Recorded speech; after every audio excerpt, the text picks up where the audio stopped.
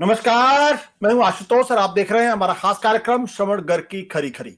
हमारा वो कार्यक्रम जिसमें देश के जाने माने पत्रकार संपादक श्रवण गर्ग जी अपनी तीखी टिप्पणियां देते हैं मौजूदा राजनीतिक माहौल पे, राजनीति पे, और उससे सत्ता पक्ष विपक्ष दोनों ही नहीं बचता है, दोनों ही तिलमिला के रह जाते हैं। आज हम फिर एक बार बातचीत करेंगे श्रवण गर्ग जी से, क्योंकि पिछले दिनों जिस तरीके से कांग्रेस पार्टी का मैनिफेस्टो जारी हुआ है और उसमें जो कुछ नई बातें देखने को मिल रही हैं, उसमें एक चीज साफ नजर आती, कांग्रेस पार्टी अपने आप को पूरी तरीके से बदलने के लिए बेकरार है। वो न केवल अपने आप को पुरानी कांग्रेस से अलग करने की कोशिश कर रही है, बल्कि अपने लिए एक नया सामाजिक आधार और एक नया दर्शन भी गढ़ने की कोशिश कर रही है। क्या कुछ है, जानेंगे सीधे श्रवण गर्ग जी से। समझिए, आपका बहुत बहुत स्वागत है। ये कांग्रेस पार्टी की जो कोशिश दिखाई पड़ी इस मैनिफेस्टो के अंदर, क्या वो कोशिश आपको लगती है कि ईमानदार कोशिश है? कांग्रेस वाकई अपने आप को बदलने की कोशिश कर रही है और आने वाले दिनों में एक नई कांग्रेस दिख सकती है? देखिए, घोषणा पत्र पर अपन आए उसके पहले थोड़ा सा 1-2 मिनट और बात करते हैं अपन, क्योंकि घोषणा पत्र तो अपने आप में बहुत क्रांतिकारी है और हम उस पर पहले बात भी की है हम लोगों ने। घोषणा पत्र में कई चीजें छूट भी गई हैं और बारीकी से देखें तो ऐसा लगता है कि कुछ चीजों को जानबूझ करके छोड़ा गया है, कई कारणों से छोड़ा गया है, जिससे कि भारतीय जनता पार्टी को हमला करने का मौका नहीं मिले। उन्होंने छोड़ा है, उसके बावजूद मोदी जी ने जिस तरह से हमला किया है, मुस्लिम लीग बताया है। आप सोचिए कि अगर वो चीजें जोड़ दी जाती तो मोदी जी का आक्रमण किस तरह का होता। मूल मुद्दा यह है कि क्या एक नई कांग्रेस का जन्म हो रहा है? अगर हो रहा है तो दिख क्यों नहीं रहा है और कैसे दिख सकता है? और इस नई कांग्रेस का जन्म क्यों हो रहा है, उसकी नए आने वाले जमाने में क्या भूमिका रहेगी, और भारतीय जनता पार्टी में नई भारतीय जनता पार्टी का जन्म भी हो रहा है, वो कैसे हो रहा है, ये थोड़ा सा अपन समझते हैं इस चीज को। एक सवाल ये है कि राहुल गांधी और नरेंद्र मोदी जी के बीच में एक चीज जो है कॉमन क्या हो सकती है। मतलब एक सवाल ये भी है कि दोनों विपरीत ध्रुवों वाले राजनेता हैं, हालांकि उम्र का तो फर्क है, दोनों के बीच में कोई 20 साल का फर्क है। उसके बावजूद दोनों के बीच में कोई कॉमन बात क्या है? कॉमन बात यह है कि राहुल एक नई कांग्रेस का जन्म जानबूझकर कर रहे हैं, मतलब डिलिबरेटली कर रहे हैं, किसी स्ट्रेटेजी के तहत कर रहे हैं। और मोदी जी जो हैं, उनको एक मजबूरी के तहत नई भारतीय जनता पार्टी बनाना पड़ रही है। ये बड़ा इंटरेस्टिंग है कि दोनों ही पार्टियां अपने वर्तमान स्वरूप को समाप्त कर रही हैं, मतलब जानबूझ करके कर रही हैं या अनजाने में हो रहा है, ये थोड़ा सा देखने की बात है। नई कांग्रेस को जो बनाने का काम है, जो आपका सवाल है मूल कि क्या बन रही है, ये राहुल गांधी ने अपनी पहली भारत जोड़ो यात्रा के समय शुरू कर दिया था जी। और भारत जोड़ो यात्रा कह सकते हैं, या 5 राज्यों के जो चुनाव हुए थे, जिसमें कर्नाटक मुख्य रूप से था और छत्तीसगढ़, मध्य प्रदेश, राजस्थान और मिजोरम के चुनाव थे। पर मुख्य रूप से 4 राज्यों के चुनाव में हम लोगों को देखना पड़ा और फिर बाद में तेलंगाना का चुनाव हुआ। जी।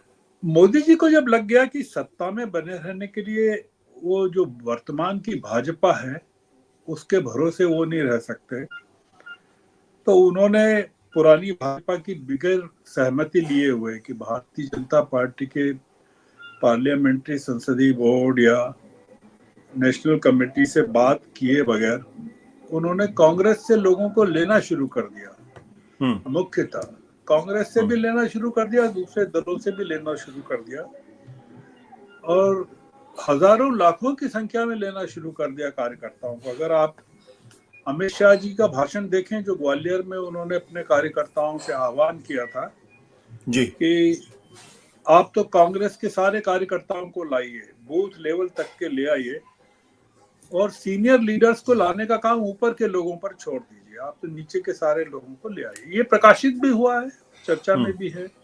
और अभी 2 दिन पहले की तो खबर ये है कि 1 लाख से ज्यादा कुछ कार्यकर्ता कांग्रेस के भारतीय जनता पार्टी में शामिल हुए हैं। अब पता नहीं 1 लाख कार्यकर्ता कहाँ से आ गए, क्योंकि कांग्रेस के पास 1 लाख कार्यकर्ता अगर हैं तो फिर वो चुनाव क्यों हार जाती है। अब दिक्कत क्या है कि जो नई भाजपा का जो जन्म हो रहा है आशुतोष जी, वो किराए की कोखों में हो रहा है। मतलब जो सरोगेट मदर्स जो हैं वो कर रही हैं, मतलब बाहर के लोगों में हो रहा है, बाहर के लोगों से लाकर करवाया जा रहा है और वो पैसे देकर या डर या लालच से हो रहा है। और जो कांग्रेस का जन्म है नई कांग्रेस का, वो पार्टी के भीतर से हो रहा है। बुनियादी तौर पर यह फर्क है। दोनों में जो एक चीज और कॉमन है वो ये कि दोनों में जो बुजुर्ग नेता हैं, पुराने नेता हैं, वो जो चल रहा है उसको बड़े टुकुर टुकुर देख रहे हैं और अपने अपने भविष्यों को, अपने अपने भविष्य को लेकर चिंतित हैं। एक जो 2024 के जो 4 जून के चुनाव परिणाम हुए, उसकी जो एक विशेषता जो मानी जाएगी जी, वो ये मानी जाएगी कि क्या हो रहा है, परिणाम चाहे जो हो, मतलब जिस तरह के भी परिणाम हो, जी, चुनाव परिणामों के बाद तत्काल बाद आपको एक नई कांग्रेस का जन्म दिखने लगेगा। बिल्कुल। और ये जो नई कांग्रेस है आशुतोष जी, ये जी। आने वाले 20-25 सालों के लिए होने वाली है, क्योंकि इन सब के पास जो उम्र है, पॉलिटिकल एज, बायोलॉजिकल एज भी है और पॉलिटिकल एज भी है, वो काफी है। मतलब सबकी उम्र अगर आप देख ले तो काफी उम्र है नए लोगों की, जो मैं जिनके नाम मैं बताऊंगा। नई भाजपा जो बन रही है वो इस समय सिर्फ किसी भी तरह से मोदी जी 2024 का चुनाव जीत जाएं, वो उसके लिए हो रही है। मतलब ये जो लोग आ रहे हैं, ये डिस्पोजेबल जो इक्विपमेंट होते हैं या ग्लास और प्लेट्स होती है, उस तरह इनका इस्तेमाल होने वाला है। क्योंकि जैसा मैंने कहा कि जिस तरह का के कार्यकर्ताओं को बीजेपी में शामिल किया जा रहा है कांग्रेस के, जी। मतलब जो गेहूं में कंकड़ मिलाया जा रहा है, बीजेपी के गेहूं में कंकड़ मिलाया जा रहा है, जो जिसको कहें कि राशन की दुकानों पे मिलने वाला गेहूं बनाया जा रहा है भारतीय जनता पार्टी को, वो एक लंबे समय तक चल पाएगा या इन 2024 के चुनाव परिणामों के बाद अगर विपरीत चुनाव परिणाम आते हैं बीजेपी के लिए तो उसके बाद चल पाएगा, ये थोड़ा सा कहना मुश्किल है। जी। अब जैसे जब एम.के. स्टालिन जब कहते हैं कि ये जो राहुल गांधी हैं ये देश का भविष्य हैं, तो उसको आप 2 चीजों में ढूंढ सकते हैं। एक तो चीज ये कि जो घोषणा पत्र है, जो हम लोगों ने देखा, हालांकि उसमें जैसा मैंने जिक्र किया बहुत सारी कमजोरियां कहें या कमियां कहें, जिसकी और बहुत सारे लोगों ने अब ध्यान दे रहे हैं। जैसे इलेक्टोरल बॉन्ड्स को लेकर चल रहा है, वैसे ही इसको लेकर भी कई चीजें ढूंढी जा रही हैं। मान लीजिए कि इसमें इलेक्ट्रॉनिक वोटिंग मशीन को लेकर कि उसको खत्म करने को लेकर कोई कमिटमेंट नहीं है, या ओल्ड पेंशन स्कीम को लेकर कोई बात नहीं है, या यूएपीए को लेकर कोई बात नहीं है। मतलब यूएपीए मतलब अनलॉफुल एक्टिविटी प्रिवेंशन एक्ट को लेकर, या arm forces special power act को लेकर नहीं है, या prevention of money laundering act को लेकर नहीं है, या सीएए को लेकर नहीं है कोई चीज, सिटीजन अमेंडमेंट एक्ट को लेकर या नहीं है, या एनआरसी को लेकर नहीं है। कई चीजें हैं जो मान लीजिए कि नहीं है। वो हो सकता है कि या तो जानबूझ करके नहीं है या स्ट्रेटेजिकली नहीं है। इसलिए घोषणा पत्र और घोषणा पत्र की एक जो बात है जिसकी तरफ ध्यान आ रहा है वो ये कि इसका कोई प्रेम्बल नहीं है। हालांकि ये एक कॉन्स्टिट्यूशन की तरह तो है, पर इसका जो फोकस है कि भाई क्या मतलब जैसे कॉन्स्टिट्यूशन का प्रेम्बल है, वो इसमें प्रेम्बल थोड़ा सा मिसिंग है। खैर, पर जो दूसरी चीज है वो चीज बहुत इंपॉर्टेंट है, और वो चीज भारतीय जनता पार्टी में नहीं है, लगभग गायब है। वो ये है कि दक्षिण से उत्तर तक और पूर्व से पश्चिम तक जो राहुल टीम तैयार कर रहे हैं, वो टीम एक नए किस्म की टीम है। जो आपको जो पुरानी टीम, अगर आप कांग्रेस को देखते हैं तो उसमें जो चेहरे नजर आते रहे हैं, या कांग्रेस वर्किंग कमेटी में नजर आते रहे हैं, या अगर बात करें तो जो G23 था, जो जिन लोगों ने विद्रोह किया था, वो चेहरे नजर आते हैं, जिसमें कपिल सिब्बल या मनीष तिवारी या गुलाम नबी आजाद या आनंद शर्मा और ये तमाम लोग हुआ करते थे जी। जिन्होंने चैलेंज किया था, जो कांग्रेस की पूरी लीडरशिप को चैलेंज किया था। आप इस जो नई कांग्रेस को देखते हैं, और जो बहुत ज्यादा अपने आप को प्रकट नहीं कर रही है, मैनिफेस्ट नहीं कर रही है, कोई दिखा नहीं रही है, उसमें आपको कौन दिखता है? उसमें DK शिव कुमार दिखते हैं, रेवंत रेड्डी दिखते हैं, गौरव गोगोई दिखते हैं, सचिन पायलट दिखते हैं, और YS शर्मिला दिखती हैं, जीतू पटवारी दिखते हैं।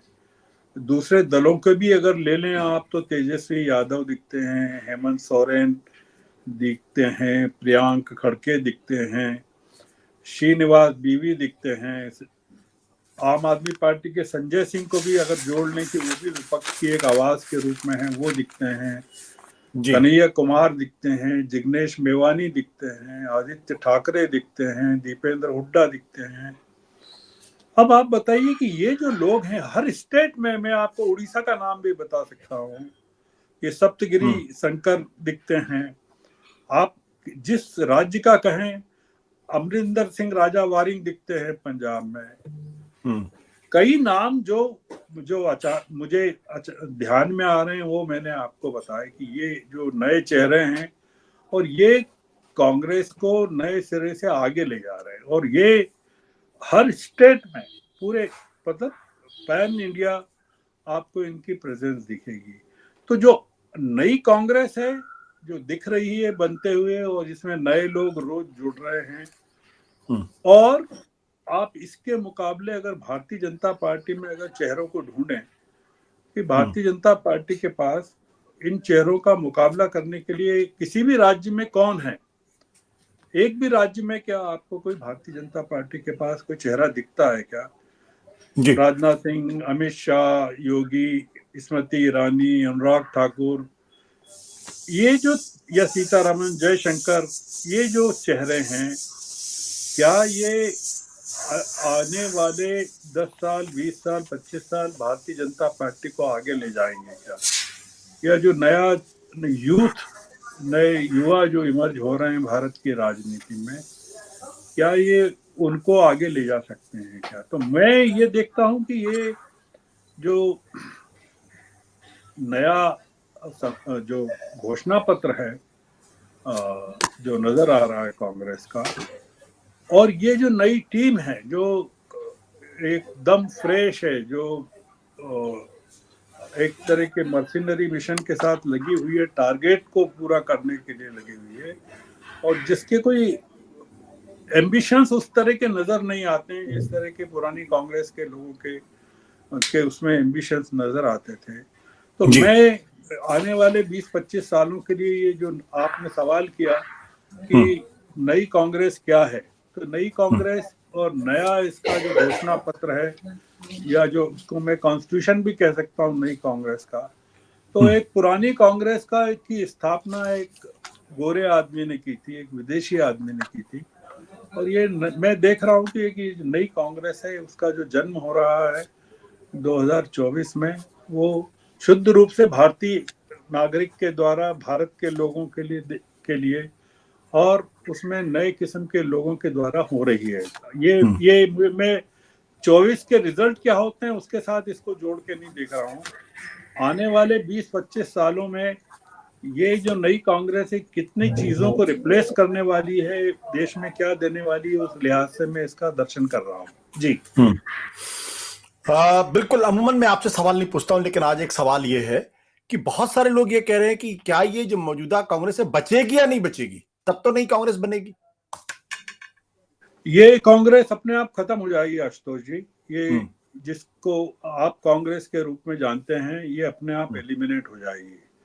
जैसे रिजल्ट आएंगे आप पाएंगे कि बहुत सारे जो जिस कांग्रेस को हम चेहरों के तौर पर जानते हैं, राजस्थान में गहलोत के तौर पर जानते हैं, या मध्य प्रदेश में दिग्विजय सिंह या कमलनाथ के तौर पर जानते हैं, या महाराष्ट्र में शरद पवार के तौर पर जानते हैं, ये तमाम जो चेहरे हैं, आधे चेहरे तो वैसे ही जा चुके हैं। जैसे पंजाब में अमरिंदर सिंह को अब हम कांग्रेस के तौर पर नहीं जानते हैं, या गुलाम नबी आजाद को अब कांग्रेस के तौर पर नहीं जानते हैं। बहुत सारे लोग अब इसमें दिखेंगे ही नहीं, ऑटोमेटिकली नहीं दिखेंगे, मतलब वो गाड़ी में ही नहीं दिखेंगे। तो इसलिए खत्म करने की जरूरत ही नहीं पड़ेगी। मतलब ये जो अभी कांग्रेस में एक मिक्स जो चल रहा है, वो राहुल गांधी ने अपनी सहूलियत, जैसे मान लीजिए कि खड़गे जी हैं, अब वो उनका जो कंट्रीब्यूशन है वो इस चुनाव तक काफी अहम है, पर 2029 के लिए खड़गे जी की क्या भूमिका रही मैं अभी नहीं कह सकता, या कहना भी नहीं चाहिए। एक नई जो लीडरशिप है पूरे के पूरे देश में, और वो आश्चर्यजनक रूप से किसी और पार्टी में नहीं हो रहा है। जैसे तृणमूल कांग्रेस में अभिषेक बनर्जी निकल कर आते हैं, मतलब ममता मायावती की पार्टी में मायावती के भतीजे निकल कर आते हैं, अखिलेश की पार्टी में उनका परिवार निकल कर आता है। भारत की अगर आप नेशनल पार्टीज अगर देख लें देश की, या आम आदमी पार्टी में अरविंद केजरीवाल नंबर 1 पर है, और आखिर में भी वही है। वो जेल से भी सरकार चलाना चाहते हैं, डेलीगेट नहीं करना चाहते हैं पावर्स को या अथॉरिटी को। मतलब मैं इसमें जो एक देखता हूँ आम आदमी पार्टी में, वो ये देखता हूँ कि उनका या तो अपनी बीबी पर भरोसा है या खुद पर भरोसा है, मतलब अपने पार्टी के किसी स्ट्रक्चर पर भी भरोसा नहीं है।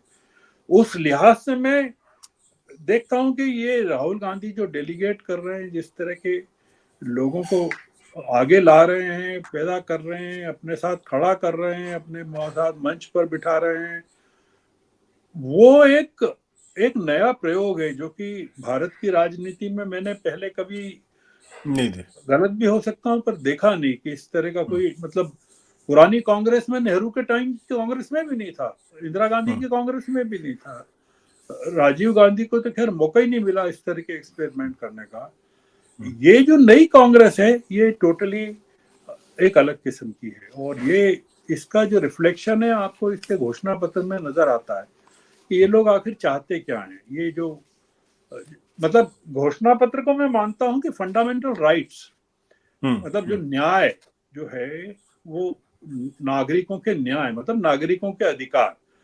मैंने एक चीज कही कि उसका प्रेम्बल गायब है। प्रेम्बल से मेरा मतलब है कि प्रेम्बल में कहते हैं ना कि हम एक सेक्युलर और इस तरह की डेमोक्रेटिक स्टेट बनाना चाहते हैं भारत को, वो कि जो एक फोकस चाहिए कि इस सरकार को क्यों हटाना है, must go, this government must go, वो जो फोकस चाहिए वो स्ट्रेटेजिकली या अदरवाइज मिसिंग है। बाकी नए लोग जिनकी कॉन्स्टिट्यूशन में आस्था है, ये घोषणा पत्र में आस्था है।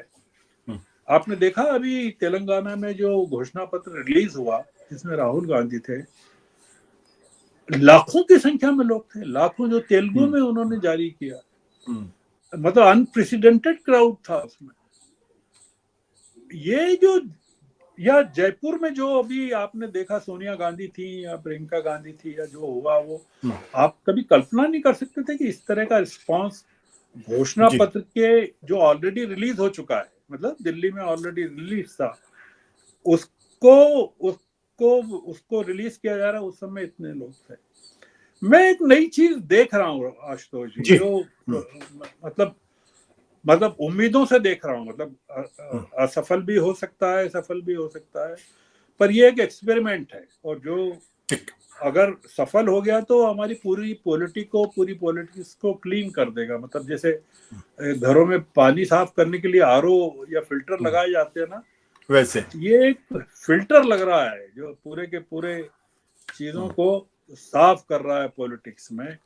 और ये जो इसका सबसे बड़ा असर होगा वो ये होगा कि दूसरी पार्टियों में भी ये करना पड़ेगा। अगर वो नहीं करेंगे तो